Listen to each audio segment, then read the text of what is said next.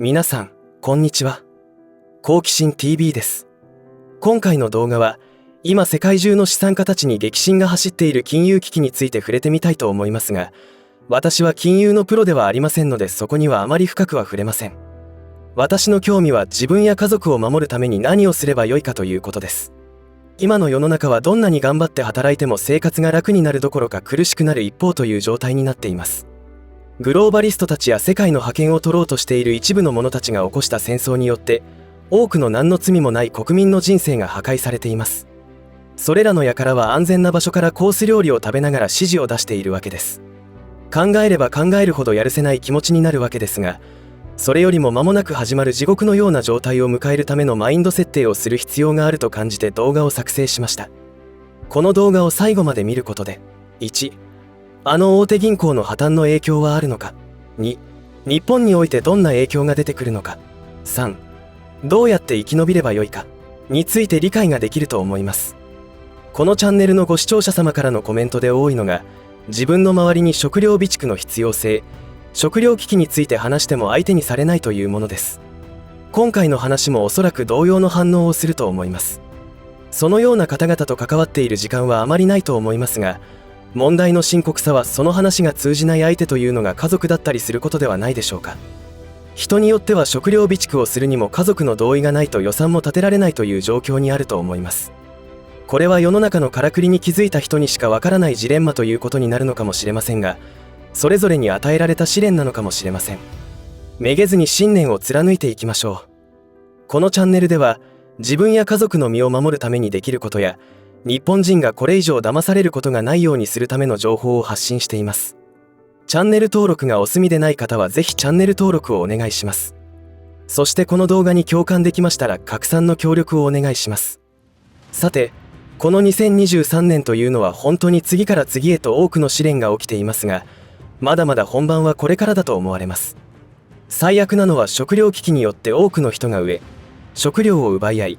または襲撃されるという地獄絵図です。そこに戦争拡大や大地震が加わるかもしれません。あの流行り病の蔓延は今まで人類が経験したことがないほどのインパクトがありました。第一次世界大戦もアフガニスタン紛争もある地域に限定されていました。ところが2020年に端を発した流行り病によって世界中で仕事のやり方や生活様式も一気に変わってしまいました。まるで世界同時に何かに誘導されているかのようでした。安全性が全く不透明なお注射を半ば強要され、その結果超過死亡者数の異常な増加が引き起こされています。私も明らかにそれが原因と思われることによって身近な人がこの世からいなくなってしまいました。もちろん因果関係は不明と言われています。今では世界中の有識者が立ち上がり、多くの疑惑を裏付ける証拠がどんどん表に出てきていますよね。彼らの勇気ある行動によって大手製薬会社が犯罪に手を染めた証拠が暴かれ始めており、状況は変わりつつあります。特にツイッター社の買収をしたイーロン・マスクは、ツイッターファイルを公開することによって公然と行われてきた犯罪を私たちに証明してくれました。ある計画のもとにそれらが行われていなければ、あのお注射も驚異的なスピードで準備、開発されるわけがありませんよね。まるで流行り病が起きることを知っていたかのような素早い動きでした。そしてまた次なる流行り病も起きることを示唆している情報もあり、すでにそのためのお注射も準備されているのだとか。最近得た情報の中には事実を確認しようがないものもあって、聞いた時には身の毛がよだつ思いをした情報があります。それはお注射をした方の体から MAC アドレスが検出されたり、打った方全員に共通の数字の羅列も検出されています。MAC アドレスというのは通信機器に振り分けられている固有の識別番号です。さらに共通の数字の羅列というのはメールアドレスのようなものかもしれません。まるで肉体が通信機器になったのではないかというような情報でした。そのアドレスを使って何かができてしまうという可能性があるというのでしょうか。これはあくまでも可能性の話であって、私の妄想に過ぎないのですが、一つのヨタ話として頭の片隅にでも置いといてください。本題に入りますが、今世界中で起き始めている金融危機についての話題に触れるとチャンネルが一気に吹き飛ぶと言われていたり、その割にはこの手の情報を扱っているチャンネルは普通に残っていたりしますので、実際のところはよくわかりませんが、もし規制がかかるとするなら銀行への取り付け騒ぎを助長するような発言だと思います。そんな事態になってしまったら不幸な人を作り出すだけなので、それはそれで理解できる対応だと思います。ここで大切なポイントは、銀行というのは取り付け騒ぎが起きると簡単に潰れる可能性があるということです。今起きている金融不安というのはアメリカだけでなく EU にも広がっています。そして中国の隠蔽された不良債権の規模は兆をも超えKにまで膨らんでいるともささやかれています。何が言いたいのかというと、遅かれ早かれ現在の金融システムは崩壊し、絶対倒産することがないと思われていた超大手の企業がバタバタと潰れていくことになるということです。気になるのは、それらのことは日本にも起きるのかどうか。起きないわけがありません。冒頭でも言いましたが、私の興味は自分と家族の身を守ることです。それはご視聴の皆さんも同じだと思います。私がこのチャンネルを始めたきっかけは素晴らしい日本を取り戻し、先人たちの汚名を晴らすべく学校の教科書から消された歴史を伝えていこうというものでした。ところが、そんな悠長なことを言っている場合ではないことが次々と起きてきました。その動きはもはや個人ではどうすることもできない時代の流れとも言うべきことなのかもしれません。今起きている金融不安は間違いなく拡大しますし、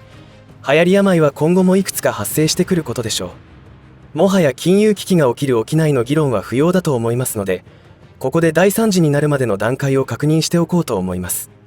ただし、ネット上では火消しに走っている、つまり金融危機は世界中に波及しないと言っているような記事も見かけますが、いずれにしても絶対はありませんから、一人一人がどう考えるかだと思います。私は危険予知に基づいて準備をしなければならないと考えるので、そのような立場で話を進めていきます。この段階というのは歴史的事実に基づいたことであり、人類は繰り返される歴史に翻弄されて生きてきました。だからこそ過去にどんな流れで大惨事になったのか、そして今現在はその段階のどこにいるのかを認識する必要があると思うのです。まずその段階とは、1、景気後退。第2四半期連続での GDP 成長率がマイナス。2、不況。年 10% 前後のマイナス成長、あるいは3年以上のマイナス成長。3、恐慌。不況の状況に金融危機が伴い、金融機関の貸し渋りと貸し剥がしなど信用収縮、信用崩壊が伴う。4、大恐慌。壊滅的な経済危機。金融システム崩壊、企業倒産が相次ぎ、失業者が街にあふれる。通貨の暴落、ハイパーインフレが訪れる。ということで皆さんは現在はどこにいるとお考えでしょうか。私は3だと思いますが、あっという間に4の段階に進むと感じています。ここ最近良くない評判があったものの、あのクレクレスミスが買収されました。そんなことが起きるのかと耳を疑いたくもなりますよね。もちろん、このようになったというのは原因があってのことなので当たり前ということになるのでしょうが、絶対潰れないと誰もが思っていた企業だったのではないでしょうか。そのようなことがここ数ヶ月でたくさん起きると思いますので、4の段階に入ることになると思います。この段階になると私たち一般庶民にできることは限られてくるのではないでしょうか。お勤めの会社が倒産の危機に直面することは簡単に起きます。帝国データバンクのデータによると、ここ最近の倒産パターンは売掛金未回収が原因というものが多いのだそうです。つまり連鎖倒産、ドミノ倒しでしょうね。これらは金融危機が起きた時点で当たり前に起きてきますし、いわゆる資産家も無傷ではいられません。1929年に起きた大恐慌の時には、投資家の多くが入居していたエンパイアステートビルからは、毎日破産した投資家が身投げをしていたという記録が残っていますし、昭和21年に日本で起きた預金封鎖では、90% 以上の財産税を課せられて資産を失った多くの資産家が自らこの世を去っています。これからはこのようなことを目の当たりにすることになるかもしれません。私などは株もやっていませんし、仮想通貨もやっていません。財産と言えるものなど何も持たないので良いと思うのですが、持っている方は本当に地獄を見ることになると思います。私が仮想通貨の失敗によって多くを学べたことは過去の動画でも説明しましたが、これから起きることは多くの方の資産が吹き飛ぶことになるのだと思います。ここしばらくアメリカ株がすごいとか、不動産が高騰しているというような宣伝が多かったと記憶していますが、予想通りババ抜きをさせられていたのかもしれません。これからの南極で一番強い人はどういう人かというと、まずは食料備蓄が万全な人。例えば2年分の食料備蓄、生活用品を持っており小規模ながらの畑、家庭菜園をしている人ではないでしょうか。さらに失う財産を持たない人です。これから起きることによって失う財産を持っている人は恐怖と向き合うことになるでしょう。そして財産を持っていて守るべきものを多く持っている人の防御法としては、執着心を捨てることかもしれません。具体的には損切りをすることができるかということなのではないでしょうか。私はそれができなくて全てを失いましたので、あれからは一切資産を増やすということへの執着を捨てました。歴史は繰り返されると言いますが、リアルに起きている時には自分がその局面にいることが分かりにくいのかもしれません。それでもこれほど明らかな事実があるのに、アメリカや EU で起きている金融危機を海の向こうの出来事だと無関心でいられるほど、多くの人の生存本能が希薄になったというか、お注射で脳がやられてしまったのかと驚いてしまいます。まだ日本においては銀行への取り付け騒ぎは起きていませんが、そのうち起きるかもしれません。それと同時に起きる食料の買い占め合戦だけは回避できるように準備しておかなければならないでしょう。4の段階になりますと、お金など何の意味もなくなりますし、逆に豪邸に住み、高級車に乗っている人は襲われるリスクが高まることも心得ておかなければならないと思います。最近の強盗は、わざわざセコムやアルソックのようなセキュリティシステムで守られた家を狙うそうです。金持ちはどんどん金持ちになり、貧乏人は貧乏から抜け出せないという今の歪んだ世界では、不満が鬱積して爆発寸前だと思いますので、タガが外れた人たちが何をしでかすか分かりません。まとめると、私たちはこれから避けて通れないカオス状態を迎えることになる可能性が高いのでしょうが、その状況に対して取る行動は命を守ることにつきます。食料危機は高い確率で起きますので、急ピッチで備蓄を進める必要があります。今起きている電気代やガス代高騰も、最初は EU 諸国やアメリカで起き始めましたが、時間差があって日本にもその影響が出てきていました。今回もそうなると予想されますが、もしそうなった場合、食料安全保障の面で言えば、食料や肥料、エネルギーにしてもほぼ全てを輸入に頼っている日本は、輸入先の生産工場が倒産という状況に直面することになるでしょう。そうなるとあっという間に食料危機は起きます。日本政府が備蓄している量はせいぜい2ヶ月。これもどのように配るかなど不透明なことが多いし、カオス状態になったら強奪もされるでしょうから全く当てにできません。畑も荒らされるでしょうからことは深刻です。備蓄するための情報は過去の動画を見ていただきたいと思いますが、今の状況は情報さえ集めていれば誰でも予想ができたことです。私はことあるごとに中国ウォッチの必要性を説いてきましたが、それはなぜかというと、彼らは人間としてのモラルや利他の精神を極端に持ち合わせておらず、自分さえ良ければいいという考えの持ち主が社会を形成した場合、どのような社会になっていくかということをリアルにやってみせてくれているからです。あえて言うまでもありませんが、全ての中国人が悪いと言っているわけではありません。あの政府によって人間なら誰しも持っているどす黒い部分を引き出されていることによって起きていることであって、日本人の中にもろくでもない人がいます。しかし、かろうじて日本人の多くは伝統的に利他の精神が DNA に刻まれているためなのでしょうが、全体としてまともな国になっているということだと思います。最近の日本人も狂ってきていますが、いかがだったでしょうか。最近起きている金融危機について、新聞、テレビではあまり大騒ぎしていないように思いますが、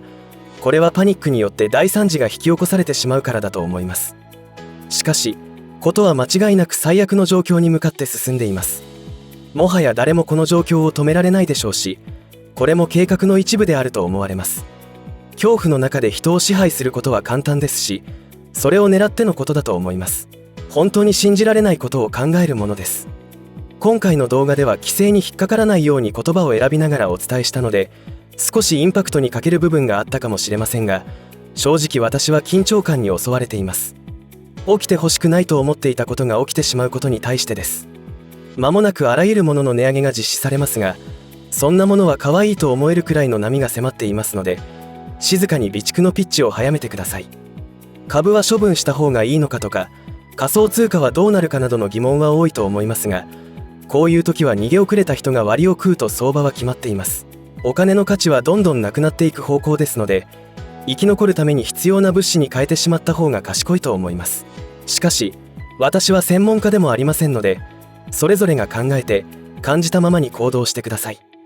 私たちが生きるリアル人生ゲームの盤上では様々なことが起きますが、